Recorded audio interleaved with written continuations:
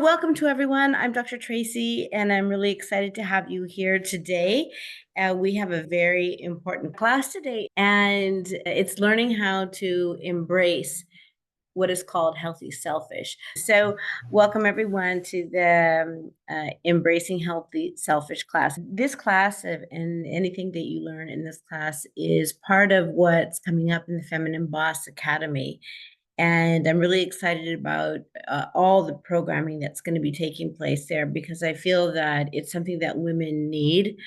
And it's controversial to say, hey, let's learn how to embrace healthy selfish. And I have to tell you that I have gotten some text from people to say, what's this all about? Dr. Tracy, I thought that you were teaching love and whatnot. And I'm like, So a lot of confusion out there of what it means to have healthy selfish. Yeah, most of the time people will say like WTH.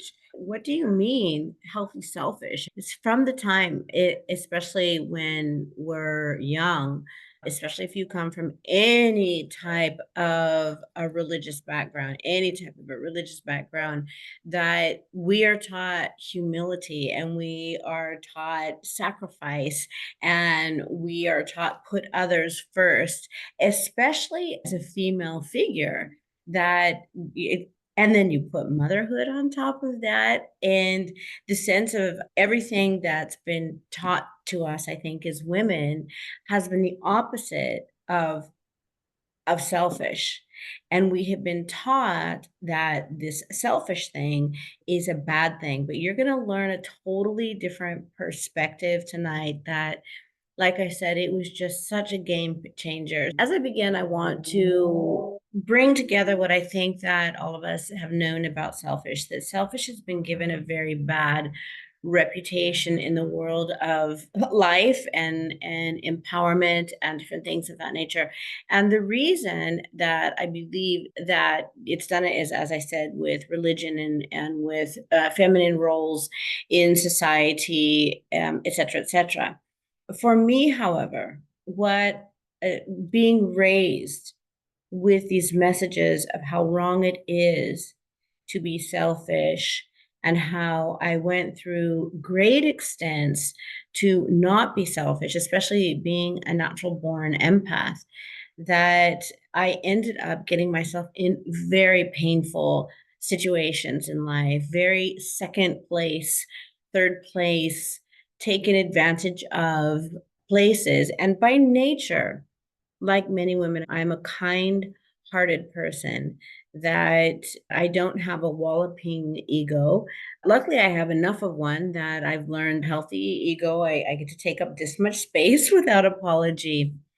But when you begin to talk about the subject of selfish, the first thing that people get confused about is they think that we're talking about the subject of narcissistic selfishness, correct? Or a big confusion is self-centeredness. And there is a very big difference between somebody who operates from the sense of self, i.e., selfish, versus from somebody who is operating in a greedy, fear-based, power-based sense of self-centeredness. Because what you're going to discover at the end of this class is that operating in selfishness is actually operating in the highest form of love that you can share yourself with the world. What you'll find is that when you operate in authentic selfishness, which means to be of self, versus narcissistic or self-centeredness, which is based in fear and the need to control and power. Which one should we naturally choose, especially as divine feminines? So the next thing that I want to do is I want to talk about when we talk about this thing called being selfish, what is it that I'm talking about? What I'm talking about is having a relationship with the self. And when I say the self, I'm not talking about your physical body, though we will talk your physical body, meaning your physical being, okay? Your carnal physical existence. Being a person who is based in selfishness simply means that you are based in your sense of self, understanding who you are, understanding what you want, understanding as I've grown to embrace it. And I'm going to say it as simply as I can.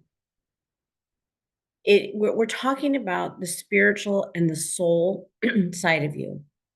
We are talking about that when you were born, that you are, and I happen to believe in a God figure and a higher source, call it whatever you want. But that supreme being, that supreme act of love, it's the way that I view it is imagine 2 years ago at the Divine, that one of the gifts that I gave each of the ladies in trying to explain this is that I gave them a little jar of seawater. And they were like, what kind of a gift is this? I said, imagine that the great I am, the great divine, is the sea out here, and you are this bottle.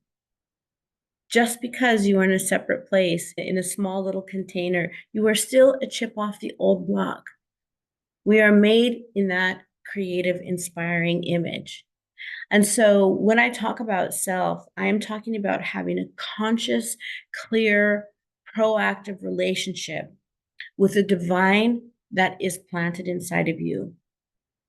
It creates self-honor, it creates self-respect, it creates humility, it creates generosity, it creates support, it creates authentic power because we do not need to control other people or other situations. We are just on our journey to become what is called the highest, most pure definition of self. And we cannot do that until we buckle down and make a clear choice to say, yes, I will live with healthy selfish, which means the full empowerment of embracing who I am, what I am, in spite of what I've been through. And I should say, especially in spite of what I've been through, in spite of when you walk in that sense of healthy selfish, meaning being grounded in self, meaning understand the full calling of your life. And I'm going to get into that in just a moment. It doesn't matter what anyone thinks of you. Your mission is your mission. Your personal expansion is only your business. And that's one thing is you're just so selfish for pursuing your life. But if I am exploding from the inside, because the showers and the powers of the great divine are in me, and all I want to do is share that with the world. That's all I want to do. How can somebody say that's a hurtful thing when the basis is love? So let me just go down and I have to read my notes here because there is not such a class as this before. And I'm actually, for the first time, really trying to put into physical words and adding spiritual words to explain this. So let's write this down. When we say the word selfish, what we're talking about is simply learning to have a vibrational alignment with the authentic self.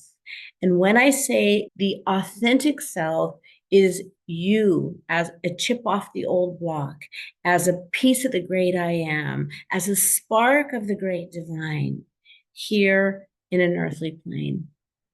So it's like a relationship, the spiritual side. And this is good. So the big difference between narcissistic selfish or self-centeredness is that when we operate in that selfish standpoint, which is having a very clear relationship with who I am, what I'm doing here, what I'm supposed to create when I'm here, versus trying to control the world There's a really big difference.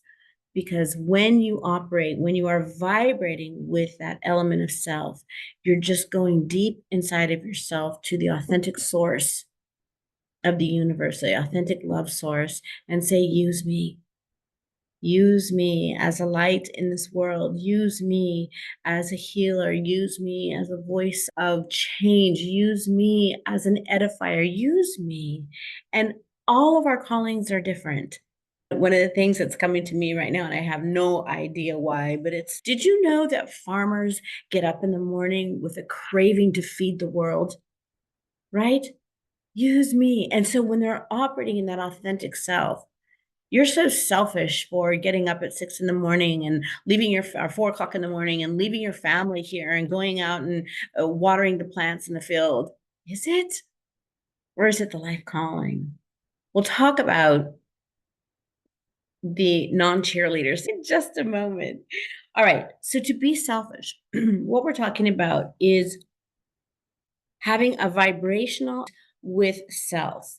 So selfish means that you are willing to mimic the vibration of self, i.e., the grand source. And so it means that you're willing. Okay, so what does it mean to vibrate as and align with the grand source inside of you?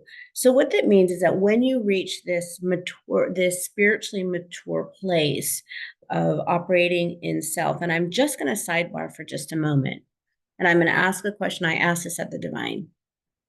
When you came into this world, you came in as a self being, correct? When you wake up every morning, who do you wake up with? Self. When you go throughout your day, who are you with 24 hours a day? Self. When you trip and fall and you're on your face and life hurts, who are you with? Self. When you cross certain finish lines in life and you put in the extra hours to go there, I'm not saying that team didn't help, but who's there? Self. Late at night, when you're alone in with your thoughts, who are you with? Self. So the only responsibility that we have in life is to first and foremost manage self. So within that, we must be self-focused in healthy ways. Now, the beautiful thing, all sorts of classes that we have to get you there, but the end goal is that when you operate in this sense of self, it means that some of the side effects of it is, it's one of the most exciting, and I'll start with the not they're all exciting, but let me just add some new words. There is something that is, it's called the law of pure potentiality. And this is something that's very important for entrepreneurs to know, women to know, and those of us who want to reach a point of life where we're really living this journey called self.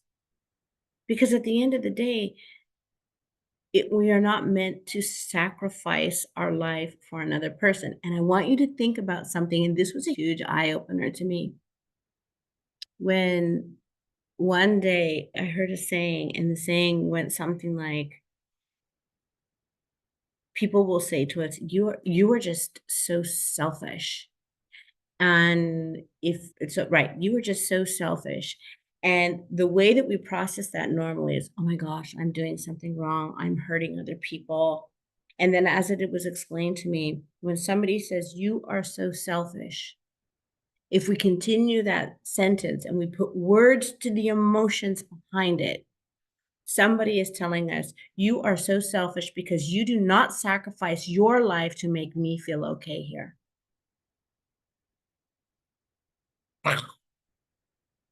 Now who's selfish?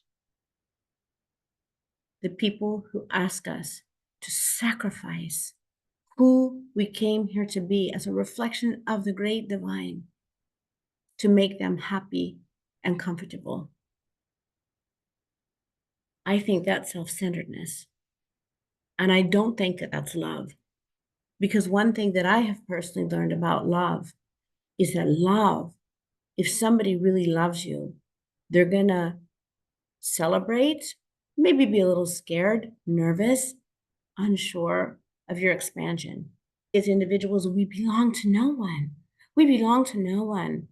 And love is not control, love is freedom.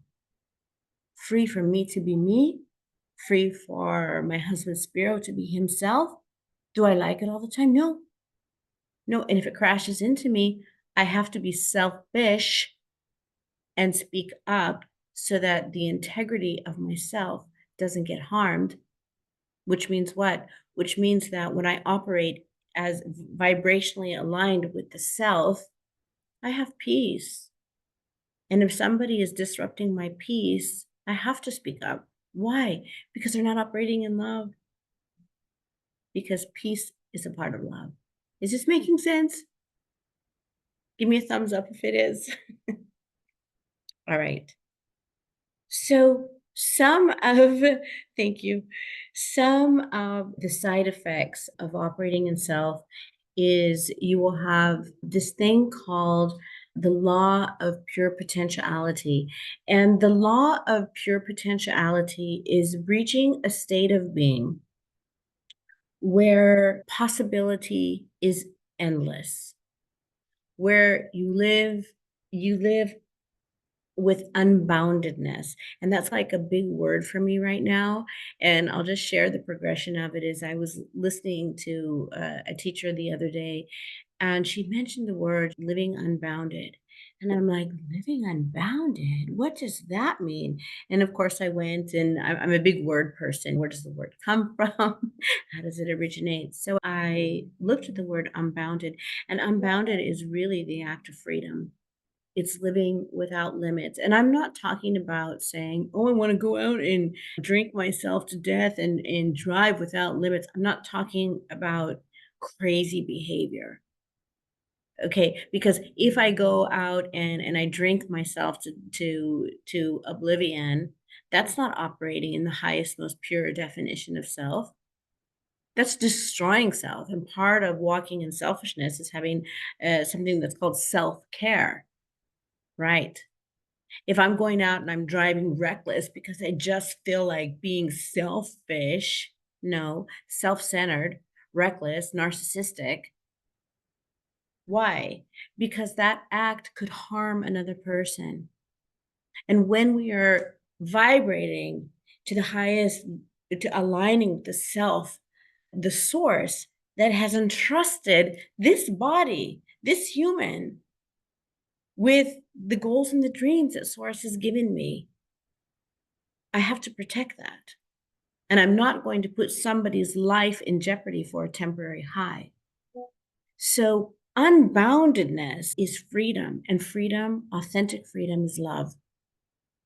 So I'm going to sidebar for just a second, because I was in my prayer and meditation time, and I was just stirred by this word unbounded. And all of a sudden, I just got this beautiful vision, and it just of flowers. And what would dropped into my spirit is my campaign for all divisions of the company for 2025, which is living in full bloom. And what I realized is that, especially women, we are like that those flowers, that they go from a seed that's planted underground. We go through dark times. We have to find the resources to be able to nurture ourselves. We come out of the soil, the darkness. We go, we blossom, and then something dies. But then you know what happens? A new season of life comes in, and we bloom again. And I'm just coming off of events where I was given so many beautiful flowers, and I just sat there and I was mesmerized, absolutely mesmerized by how beautiful a flower is, the unique colors and the design of the actual flower itself, and what it takes for it to awaken and just live in full bloom. And so when I believe that when we become a healthy, selfish person, which means vibrating aligning with the highest vibration of self, which means aligning to the love source, the creative source, the dynamic source, the peaceful source, the inspirational source, the greatest sources, the greatest potentiality of our life, this gift of life that we have been given, then we are operating in healthy selfish. Isn't that an amazing concept? And there is a very big difference between being selfish, a healthy selfish, and as I said, being narcissistically selfish. And as I was working through it, I'm like, is there another word that we can use instead of selfish?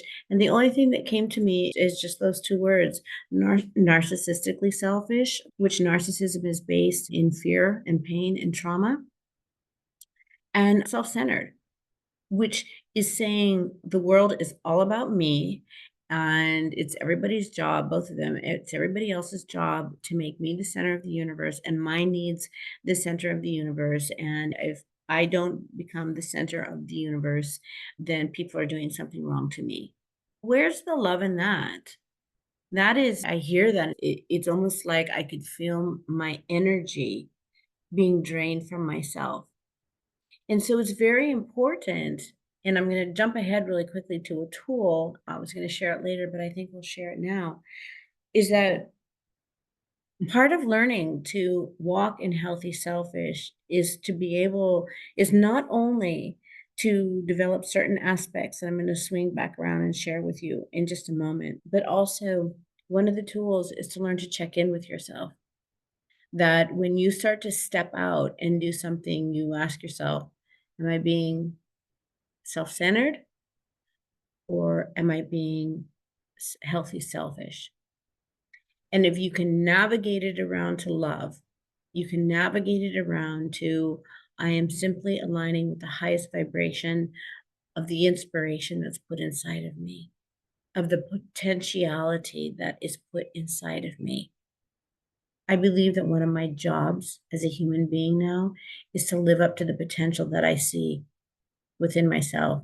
I didn't see it for so long. And I didn't see it for so long because I believed the false facts of other people and of situations.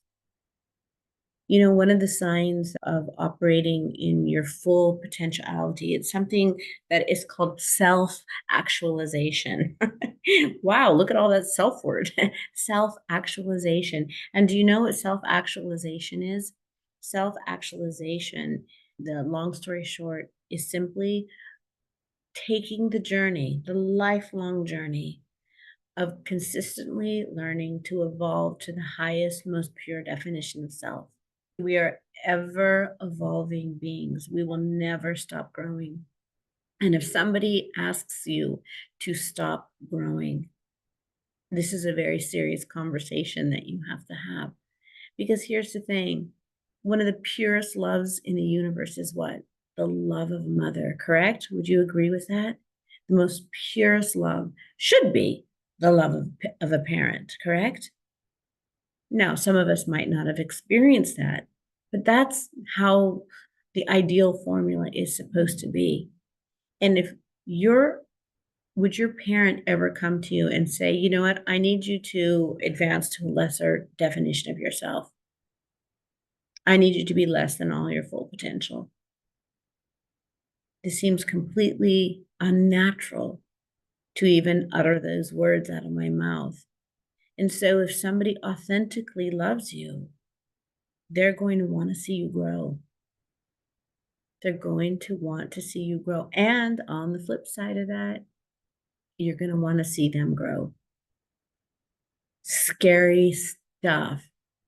But what I have learned is that when you test it and you're grounded in the authentic, healthy selfishness, vibrating in the ultimate source of love that you have been created with, that is the pilot light inside of you, that if the motivation is love and not fear and not control and not power, as the divine order says, a perfect solution is in place as long as I align myself with it. And that perfect solution will find you.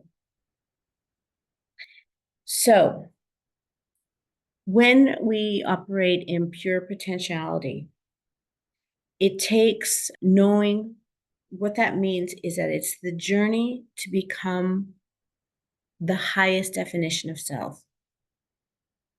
And there are many steps that go into learning the highest definition of self. But the biggest thing that I can say is that when you make the commitment, and it's one of your action steps, when you make the commitment to live in healthy selfish, being aligned to the great I am inside of me, the love source of the universe, and putting that self first every day out in life, that you will find uh, a power and a humility behind you and an energy behind you that will begin to attract people in your life, attract situations in your life. Do you ever go into a season where all of a sudden really good things start to happen and you're like, what's going on here?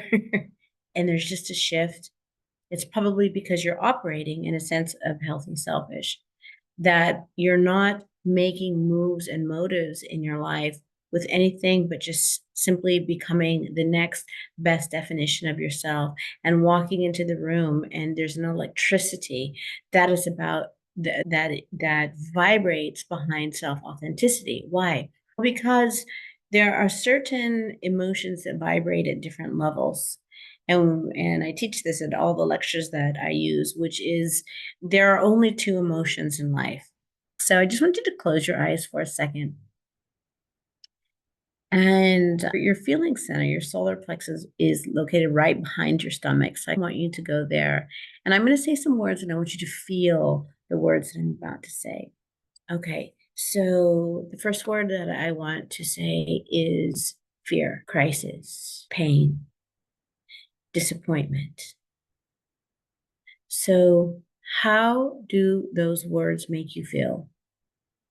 Heavy, low, scared, right? However, when I close your eyes and when I say the word baby giggles, victory, the color pink, peace, laughter, joy, when you hear those words, how do those feel? They feel light. They tickle your soul. Why? Because they vibrate higher. And so when we are aligned with the self and we are operating in our highest, most pure definition of self, which that is the definition of self-authenticity. It doesn't mean that we have arrived or we're perfect. It just means that as much as we know in life, that we're able to grab hold of that person and present that person to the world. And what they have found is that in the world of vibration, in the world, this existence, love, joy, self authenticity, these are all some of the highest vibrating emotions that we can feel. And when we are operating in our self authenticity, without fear, without the need of power and control, which are very low vibrating emotions, vibrating up here. And when we vibrate up here, whatever else is aligned up here just comes into our life effortlessly. It's a beautiful journey. What it is that we're trying to reach this person, which is the true self, okay? The authentic self, the self that is the highest, most pure definition of who? Self on this universe. So it is your spirit, it is your soul. It does not fear disapproval. And the reason that it doesn't fear disapproval, because a person who is operating in self operates in something that is called self-referral. There is something that is called self-referral, and there is something that is called other referral. And this is really big girl divine stuff that I'm about to share with you, okay? The goal of being healthy selfish, i.e., operating with your spirit and your soul, is understanding who you are, why you've been here, and the highest, most pure definition of self, that high vibrating self. The person who operates in healthy selfish operates in something that is called self-referral. What's the first part of that word? Self, as opposed to other referral. So what's the difference? When we operate in self-referral, we don't get easily offended. How many of you have used to find yourself easily offended? Me, I used to be easily offended, or are around people who get easily offended. So when you're around people or you find yourself getting easily offended, easily upset, you are operating at a stance that is called other referral. If you switch that around, you become selfish, vibrating with self, remaining connected with self, operating through this life through the lens of the self. You don't get offended anymore. Why? Because self-referral means that we interpret life through understanding who we are as a divine being, as our own journey, as not living in fear or powerlessness or needing power over other people, of understanding that I am who I am, the law of acceptance. I am who I am, and this is good, and you are who you are, and I accept that. Does it mean I have to allow it in my life? No, but I certainly have to accept that this is who you are, and this is where you are in your journey, because love is freedom. What if that person's killing themselves? If that person is killing themselves, then you ask them, is this what you want for your life? Yes, it is. Okay, they're not your child. They're not under your control. Pray for them and release them to the consequences of their own choices. You are at the result of the consequences of your own choices. I am at the consequences of my own choices, correct? So all of us as adults are at the consequences of our own choices, and that's called freedom. So when you operate from a point of self-referral, you operate understanding the calling of your life. I don't agree with what you're doing, but I'm called to do this. And so you don't take offense. You say, okay, I'm gonna leave. That's a pity. I was really hoping to share this next phase of my growth with you. I was working with a lady a few weeks ago, and she had a big promotion in her life. And the second that she got the promotion, she started to get a lot of rebellion from her family. And the words that came to me, I'm like, what are the best words that I could share? And what clearly came to me is I said, you need to reframe to this person what's happening with you and get back to love. And you need to remind this person, but what if my evolution makes me a better wife, a better mother, a better lover, a better businesswoman, a better helper, a better supporter, a more clear-headed, because one of the side effects of living in selfishness, connected to source, living at our highest pure potentiality, is we're clear. We have a clear mind. Confusion is low vibrating. Clarity, high vibrating. It's explaining to the people around you they don't have to fear our evolution. If people are fearing our evolution, if people are trying to stop our evolution, to try to stop us becoming the highest, most pure definition of self, they're afraid. They're afraid. And one of the best questions you can ask them is, what are you afraid of? I'm afraid you're going to stop loving me. I'm going to stop loving you if you, first off, if you try to stop me, I'm going to stop loving you, because you trying to stop me from being my best is not true love. It's not, okay, if you're out there again, drinking yourself to death, yeah, that person should fear letting you have consequences of your choices. But if you're stepping into your great grand divine source and they're afraid of, that's just a conversation. What are you afraid of? And why don't you give it a chance? And here's the thing, is that whenever we evolve, and this is super important to know, we are like the pendulum. And whew, I've been a pendulum many times in my life. And I'm going to give you an example. I'm going to make myself really vulnerable. So, for years and years of my life, I had no voice. And I was peaceful, go along, Tracy. And it was a few years outside of my abusive relationship. And all of a sudden, I became a walking time bomb.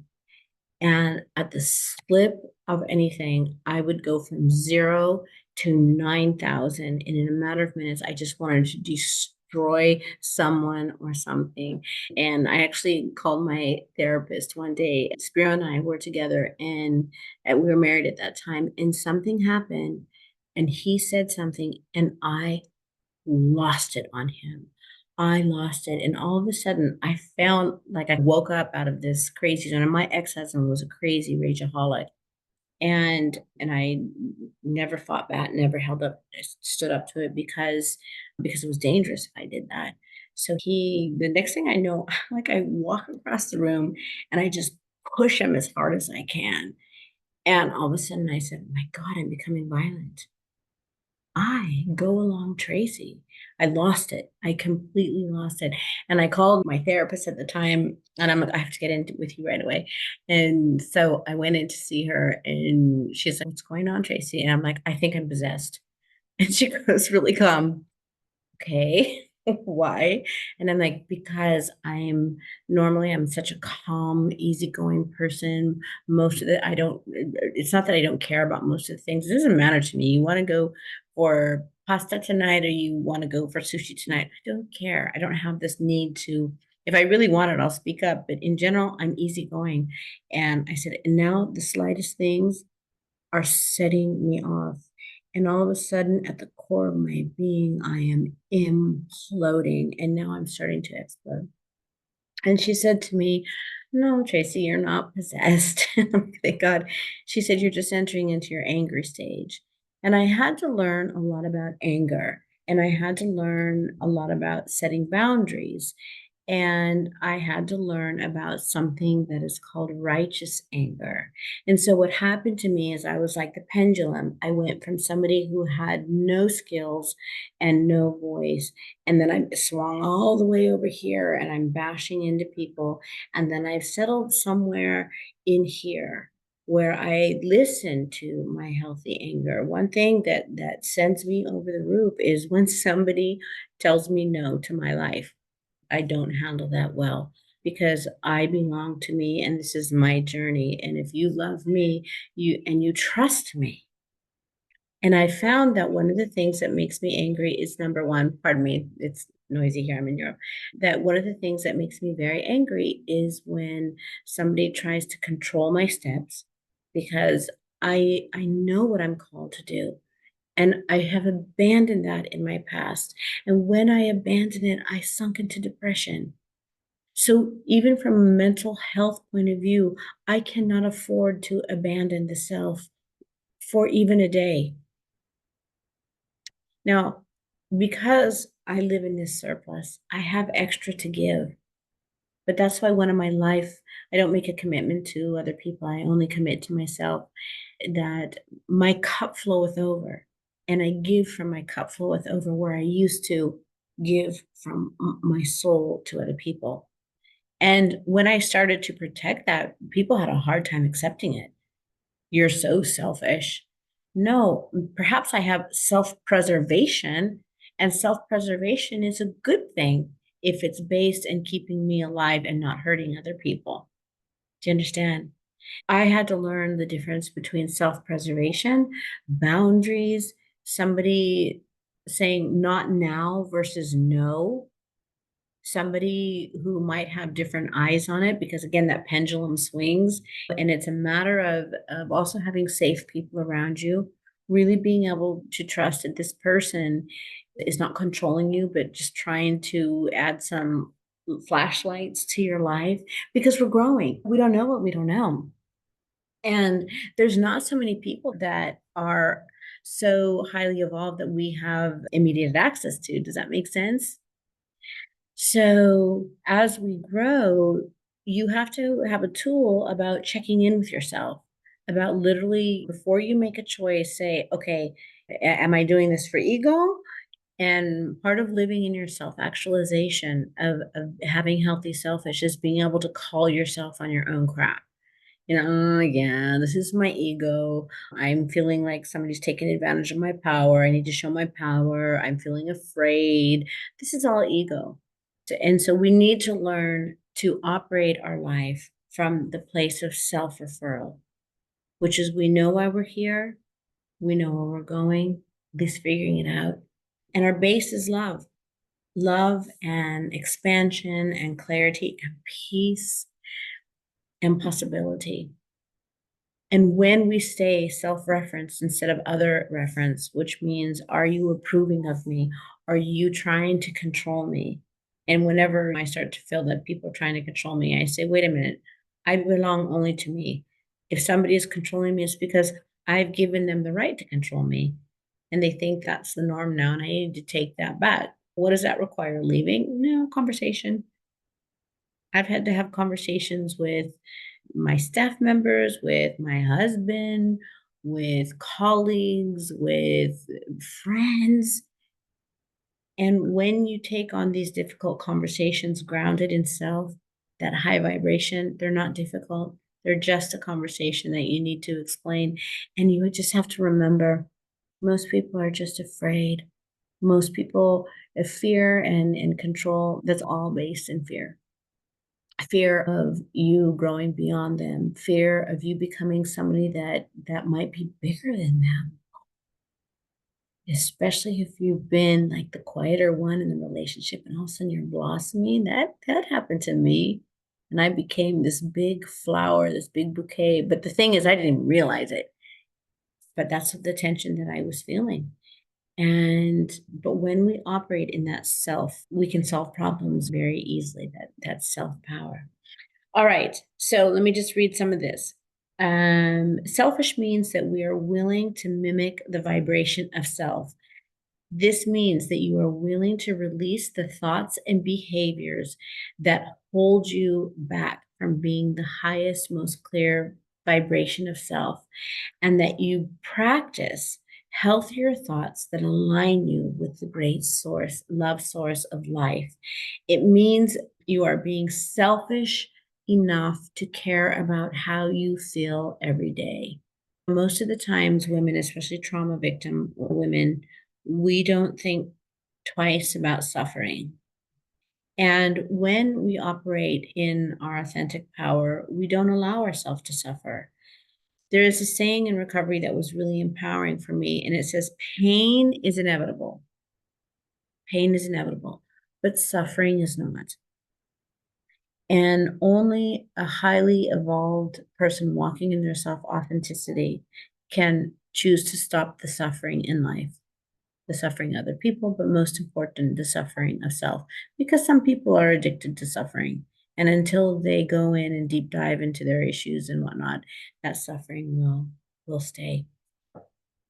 The law of pure potentiality, which is the goal of living in healthy selfish, is you will reach your very first thing is living in the law of pure potentiality, which means that you live unbounded, that you live without limits in life. And when you live, you have those glasses on your eyes, you wake up to every day being just magical, just absolutely magical. I find myself even in the depths of difficult times when that pilot light is lit. When it's not lit, whew, difficult times can be too much for me. When that pilot light is lit, though, I almost get this attitude like, this will be interesting how the great divine's going to work this out. Why? Because I live my life under divine order. This is the perfect solution is in place as long as I align myself with it. And sometimes I just sit there on the roller coaster ride. And I happen to despise roller coasters. I think that they are one of the top 10 worst experiences in the world. To me, they hurt. I can't stand that feeling of dropping 100 feet speedless, feel like I'm going to be thrown out of a car. It's absolute misery to me. So when I try to hold on, the more I try to hold on and control it, the worse the experience gets. The more I relax and let my body just do what it needs to do. And rather than totally absorb the pain and suffering of it, instead just to say, this is just a part of life. Life is not for the weak-hearted, my queens. Did you know that? Life is not for the weak-hearted, but we chose to show up here. We chose to incarnate as human beings. And we chose when we came here to take a chunk of the great source with us, the great divine with us, that is alive and well. And with a simple invitation of to show yourself through me. And you know what will happen? You will start, the very first thing is you're going to start dreaming. You're going to start having dreams and visions for your life. You're going to start having uncontrolling, meaning you're not going to try to force them on other people, dreams and visions for other people. You will start to realize how love is freedom and how if you really love people, you know, I come from trauma and there's one characteristics, and any of you can raise your hand if you understand this one. There's one characteristic of we trauma victims, and you want to know what it is? We love to control everyone. We don't love it. We just feel like we have to control everyone. And if we don't control it, then life is going to spin out of control. And the beautiful thing about operating in healthy selfishness is that I don't have time to control other people. And I have the guts to let people be. I don't have to comment on everything. I don't have to judge a single thing because it's really not my business. But I operate in love. At least I try to. Not that I do it 100%. I fail so many times. It's not that fear doesn't enter my life. Fear does less and less enter my life. It doesn't mean that I don't experience some bad days, but I don't have a bad life. It doesn't mean that certain challenges don't affect me. And it doesn't mean that I find myself going, I have no idea how to get out of this one. But the answer inevitably always comes when I relax and I get selfish, which means I go inside. I reconnect to my love source. I reconnect to my power source. I remember that I chose to show up on this journey, that I am destined for great things because I see the great things that I'm destined for in my mind's eye. And I simply calm myself down, remembering that the perfect solution is already in place as long as I align myself with it, as long as I align myself with it, as long as I take the time to check in with how I am feeling and make sure that I take the measures to get myself in a good place. How much am I talking about other people right now? I'm not, but that's what healthy selfish does. There is a saying, we teach it in the Reclaiming Me class. It says that it says, and it's a real life situation that happened to me. It's a story that I was flying one day from Southern California up to Sacramento for a speaking engagement. And I was on the plane, and all of a sudden, over the loudspeaker, it says, ladies and gentlemen, please fasten your seatbelt. We need to make an emergency landing. And I was like, and so the air host went by and I'm like, excuse me, can you tell me what's happening? And she said, oh, yes, Dr. Kemble, we need to make an emergency landing. I'm like, oh, why? And she said, because the oxygen levels are changing in the plane. And I said, oh, okay. And so what does that mean? And she says, when the oxygen levels change in the plane, that mean you can basically go crazy without even realizing it. And she said, that's why in the beginning of all plane rides, we make that announcement. In the event of an emergency, put the oxygen over your mouth first, and then take care of, and then secure those around you. Isn't that a selfish thing to do, to stabilize yourself first so that when you're stable, you can save the people around you? That, my queens, is healthy selfish. All you're doing is operating in love. You're so selfish. Yes, I am emotionally and spiritually connected to the highest vibration of myself, rooted in a God source of love, brave enough to let you be free, wise enough to learn not to judge, gutsy enough to dive into this unknown world called expansion with somebody who comes from huge trauma and has every excuse to give up and not succeed. Yes, I am selfish. I am healthy, selfish, because I am stuck with myself for the rest of my life and I'm going to be alive until I die. So I need to take care of this person called me. And trust me, world, when I self care, when I self love, when I reference life through self referral, when I operate in again in self-love, because self-love is just a conscious relationship that I have with myself, how I speak to myself, what I allow into my life, what I don't allow into my life. That's all self-love is. Self-care is the act of taking care of this being called me. And you want to know, I heard a great saying the other day, and it said, the lack of self care. And sometimes my brain has to learn the contrast in order to learn the lesson. Does that make sense to you? I have to learn what's wrong, and then I understand the right of that. And the quote was, it says, a lack of self care is you against yourself. I went, wow, that's such a great way that if I'm not self-caring, you are so selfish. But my lack of self-care, it doesn't affect you half as much as it's a reflection of how I just don't honor myself. When you operate in healthy selfish, you operate in self-honor. And self-honor is an action word. I'm always telling people that honor is an action word. It's taking action on your life. It's not letting your internal pilot light go out. It's not compromising your dreams. It sounds very self-centered, but I think it's healthy selfish.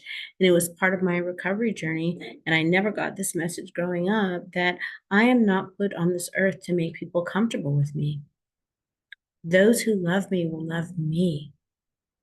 Those who love me will watch me expand, and they might get like a cartoon at my evolution. But if they really love me, they're going to watch me expand. And if I really love them, as long as it's healthy, selfish, I'm going to watch them expand and support them in their expansions. We operate in self power. And it's that self power that we get because we understand that we're operating in a source of love. And we just know how cool it is. And people who are vibrating in that, you just have kind of a cool existence about you. And people are attracted to that. And that's what gives you, opens yourself up to people and opportunity and things. And finally, you operate in self actualization, which is the commitment to develop yourself on an ongoing basis, the ever evolving sense of becoming the highest, most pure definition of self. Remember, you might be like the pendulum and you might stumble your way onto it. And if you hurt other people on your way to your evolution, just stop and apologize. Sorry, this is the first time I'm wearing these bigger shoes. This is the first time I'm wearing this bigger crown.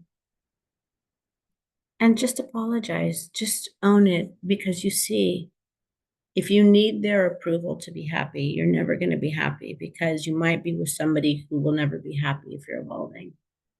But that's other referral. But if you understand this is my mission and my goal, there is no ego involved in an apology and an ownership. Whew, that's the one that I have to do. Sometimes I want to bark back and I want to fight back and I want to speak my last mind. And I just tell myself, Tracy, you want to be self-centered and ego-based right now, or do you want to be selfish, which is to be connected to the higher source of love and see this situation through the eyes of love? Hold your tongue until peace and love and calmness can exit your mouth. Who? People think it's easy to be selfish. No, it's easy to be self-centered, my queens. It's easy to be narcissistically self-centered.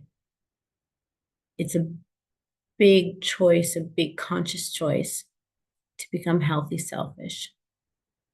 Because when we do, we truly become queens.